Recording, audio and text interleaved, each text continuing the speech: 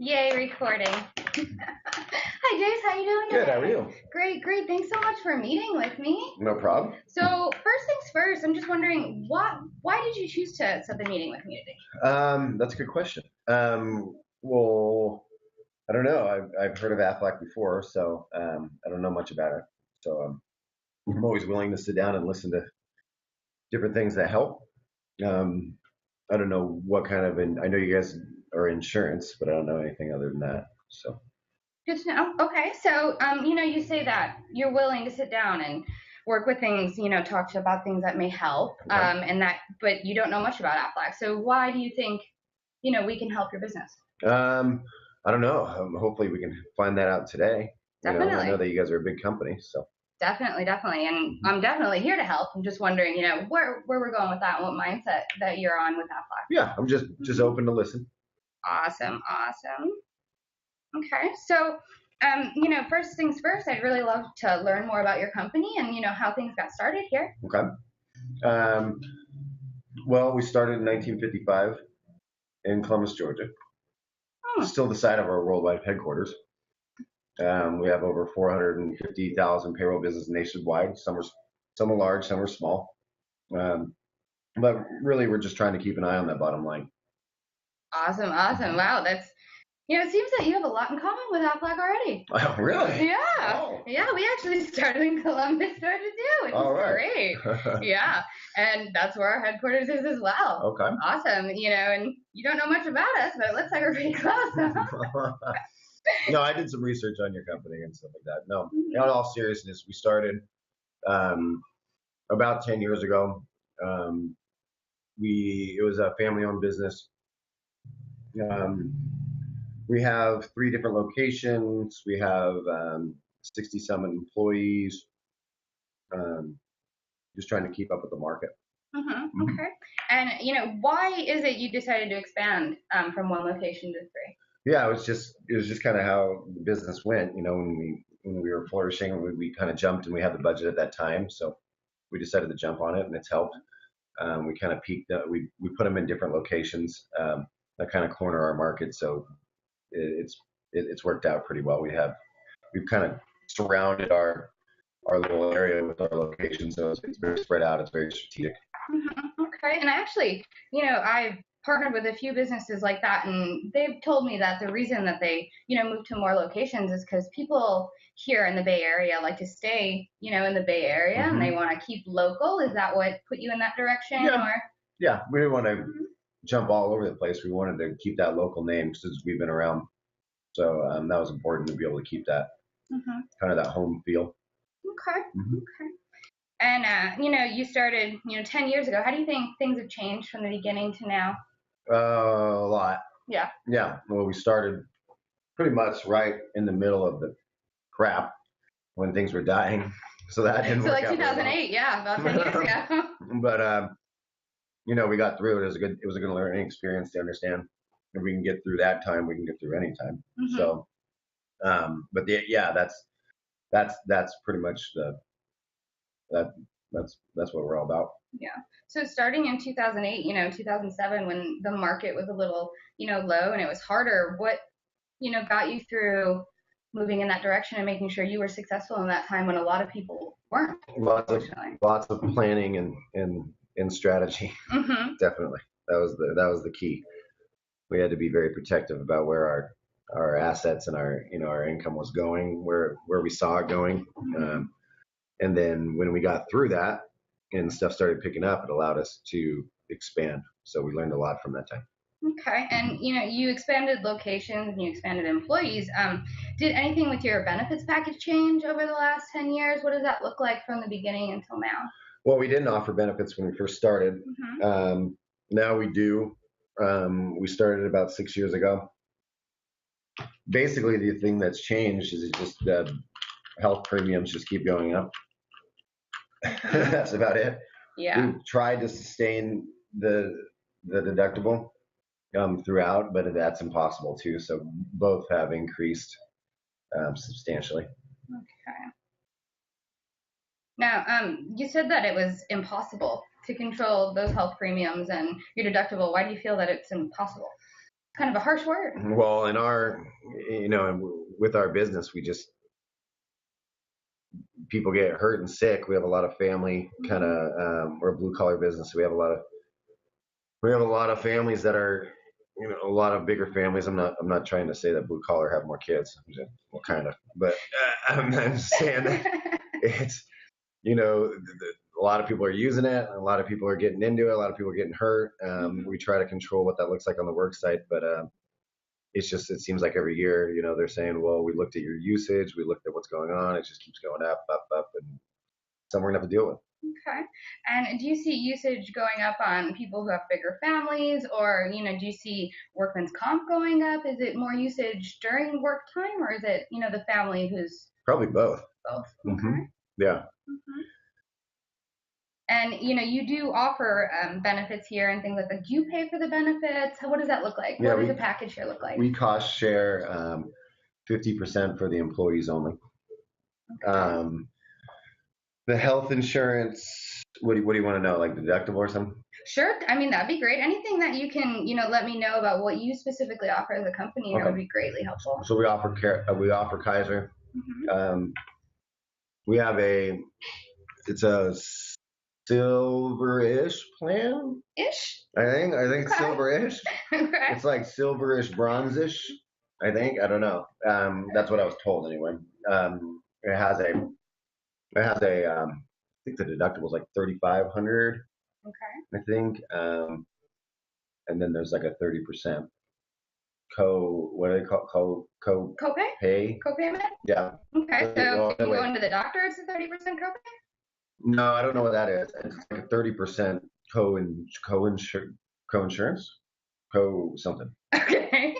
No problem. So you mentioned that you're told these things. Mm-hmm. Is this not your plan? Do you have a different plan than everyone that works here? No, we have a broker that handles the health insurance. Awesome. Now, why do you go through a broker? Because I don't know anything about that. Perfect. That makes a lot of sense.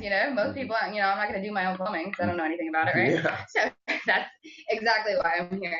We work really closely with brokers, so that's amazing. Good. Now, you offer all this insurance. Why is it you offer it?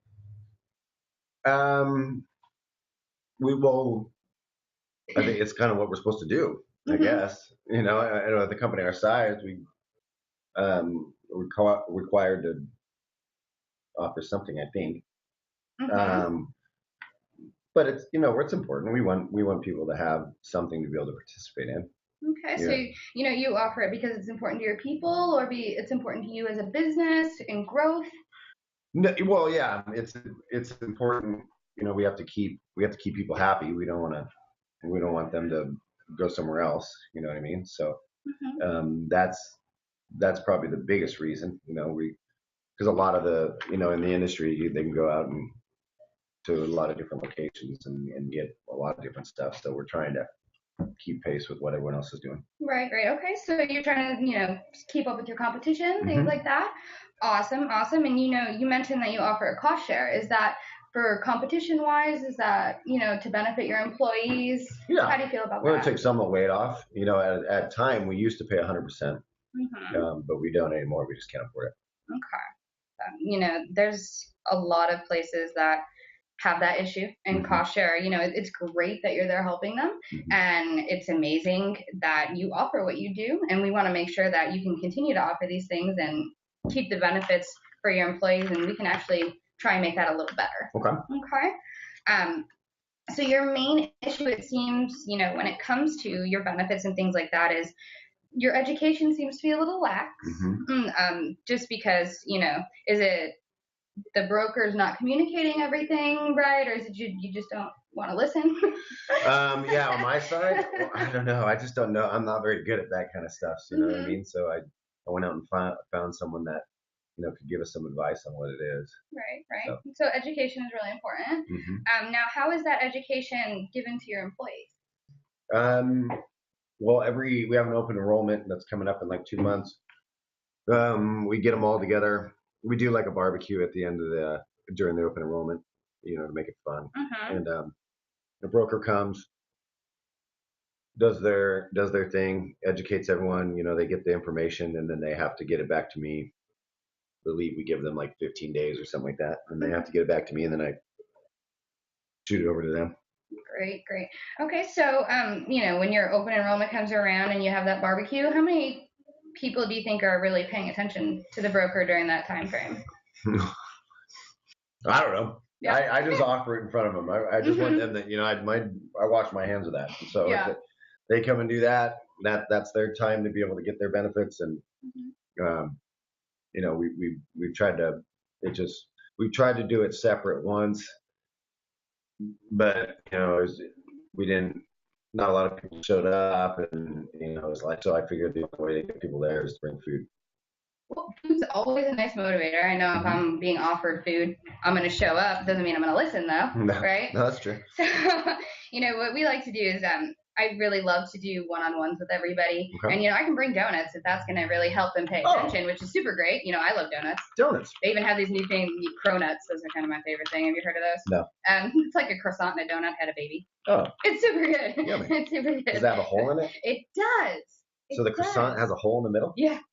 Huh. It's super yummy, super yummy. And, that's why we like to do the one-on-ones, right? So we can, just like we're doing a one-on-one now. It's so much better for me to learn from you and, each individual what they need and what they want instead of doing some kind of blanket overall thing, right? Does that make sense? Yeah. Awesome. So, you mentioned that, you went down from 100% paying to 50% in the past 10 years. If there was one thing you could change about the way things are now with your benefits, what would it be? The premium. The premium. Okay. Sorry, I know that's probably a boring answer, but that's okay. That makes a lot of sense. Especially, you were talking about earlier about cost share and things like that. Price can be really difficult, especially, with a business that has so many locations and so many employees. But, the premium being so high, why do you think that is besides, usage? Do you think there's any other reason? No, I think it's, I don't know, from what I've heard, that's kind of normal throughout. The premium goes up, the deductibles are going up. I don't know why, but. Okay. And, you mentioned earlier that you did some research on Aflac and things like that. And did you notice anything about premium rates and businesses that offer Aflac? No? Okay. So what's really nice is your premiums, that part's not nice, your premiums going up over the years because of usage. But what Aflac does is when we come in, we actually, we help offer those voluntary things. And with our plans, your premiums don't raise, which is great. And by using our plans, you actually offset your health plan. Okay. Right. So what we do in between there is, we're offering these little things in between for your employees. And so they're using ours instead of using your health benefits. And that helps keep your premiums down. And actually years of time, it can actually lower them, which is really great. Okay. Does that make sense? So why do health premiums go up? What are you saying? Because of usage? Right. So, the more people use a health plan, the more it's going to go up, the more, risk that is assessed. The more somebody uses something, the sicker they might get. There's more risk for the company, things like that. So with us, what we can do is we can help offset that risk by your employees using Aflac, which is really great. Now, you do pay that cost share. Where is your budget when it comes to benefits? Well, that's all we can. That's what we can do now, right? We have to keep adjusting it, compared to what the broker says we have to offer every year. So that it hasn't gone up, right? It keeps going down, which is not good. So it's something we try to control. I mean, we looked a couple years ago of getting an HSA. And getting a high deductible plan and to be able to save money, but the deductibles and stuff, they're just crazy. There's none of my people that can deal with that. So right. So you mentioned that you have a silver bronze-ish kind of plan with the ish in the middle there. Is that now you do have a higher deductible with the bronze-ish kind of thing going on? Now, can your people afford that higher deductible? No, I don't think anyone can afford it. I think it's just one of those things where, I mean, someone can afford it, I guess. I just don't know if they would want to deal with it. Exactly. Right. Okay. Yeah. Yeah, that's exactly right. Most Americans, they can't afford it. Unfortunately, 87% of Americans have less than $100 in their bank account. Okay. And, if their deductible is 3,500-ish, like you mentioned earlier, obviously that 100 is not going to cover it, right? Yeah. And most people have to use a credit card or something of that nature, which in the end ends up they're paying more than 3,500 because of interest and things like that. Gotcha. Now, has anybody ever come to you for a loan when it comes to medical things, or help when it comes to that? Yeah, I've actually I usually the last three I've pretty much helped out. I've covered some of the the deductible for them. One guy gave a paycheck advance to because one was for lost work, one was for the out of pocket expenses. So yeah, I've done that. Okay. Now, just you have all these locations and about 60 employees. Do you think you could do that for everybody? No. No. No, Right. I can't. Yeah. That's the hardest part. You have a few people coming up to you and you're helping those that you can, right? But if something happened and everybody needed your help, you'd be really at a loss, right? Yeah. Okay. So where I want to come in is I want to come in and help you with that. And try and make sure that your employees have another option so they don't have to come to you, right? That way, we can help lower your premiums. We can help, get that deductible evened out a little bit so your employees aren't so hurt when something happens. Okay. And when people are dealing with, a physical problem or an illness, something like that, we want to make sure that they're more concentrated on healing, coming back to work, and, getting back in the swing of things versus worrying about their $500 PG&E bill, right? My bill this month was $450 something. It's insane. It's insane. I mean, it's almost as much as your deductible. Yeah. It's not there. It's really hard for people to come up to those things, and we really want to make sure that they're able to focus on getting back on track and getting back to work and not worrying about their bills and things like that. Does that make sense? Yeah. Okay. So, you talk about increasing your bottom line and things like that. And with your benefits, do you feel like your bottom line has decreased since lowering your benefits? No. Okay. No, I don't know. I haven't really put the two together. Okay, so let's think of it this way. So, you started 10 years ago offering 100% of benefits, right? But you had less locations and less employees, right? But the more you're adding, the lower benefits you can afford. Yeah. Right? So instead of actually increasing your bottom line, when it comes to that, it seems like you're spreading it a little apart. Yeah.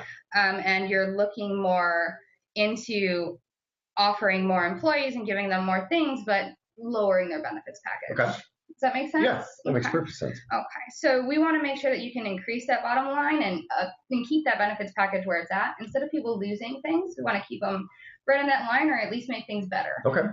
Okay. So what we would do from here is we actually just set up, we do have to make a phone call with headquarters just to establish the fact that, you're a real business and we want to make sure that everyone here gets all those special offerings from you, which is great.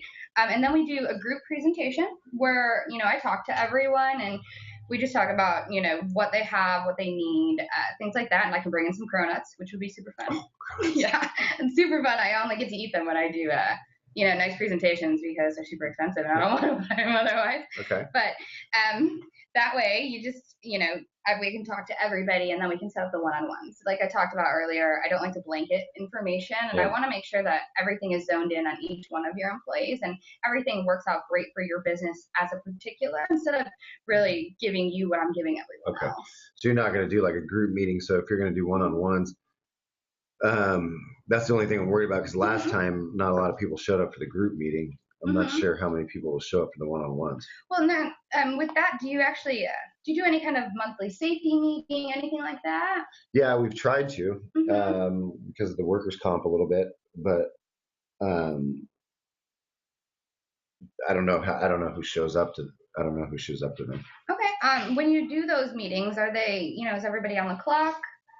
Or, are you just saying come to this meeting and... No, we do it after hours. Okay. So that may have something to do with it. Okay. A lot of people, unfortunately, don't work if they can't make money because, they can't afford it. No, that's true. Right? So that's, the whole reason of why we work, right? So most of the businesses that I work with, actually, all of them actually, they'll actually do a paid lunch or they'll ask their employees to come in, a half hour earlier, paid. And what that does is, obviously paying them helps them come in a little bit more, or, cronuts sometimes, move them in that direction. Yeah. But that way, you may be paying them a little bit more, but in the end, we can really, offset that with, lowering your premiums and helping, them get more of a control and getting more of a control of your benefits. Okay. Yeah. Awesome. Great. So then we just go ahead and make that call, and then we can set everything up from there. Okay, perfect. Awesome. Thanks. See you later. Good job.